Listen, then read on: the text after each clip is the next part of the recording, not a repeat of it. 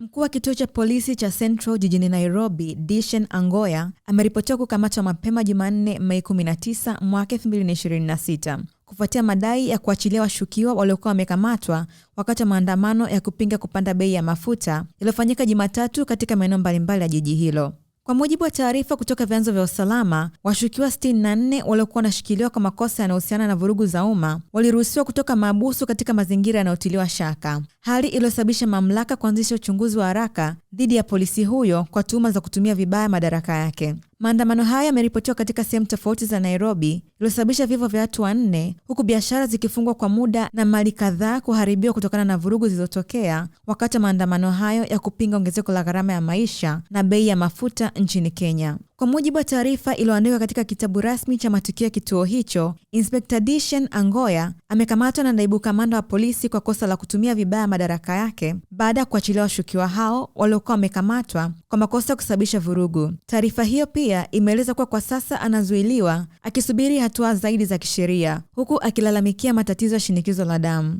Mamlaka zimeeleza kuwa uchunguzi wa kina unaendelea ili kubaini mazingira halisi yaliyopelekea washukiwa hao kuachiliwa kwa pamoja na kuchunguza iwapo kulikuwa na ukiukwaji wa taratibu za kazi ndani ya jeshi la polisi, huku wananchi na wanaharakati wakitaka uwajibikaji na uwazi katika mchakato mzima wa uchunguzi huo.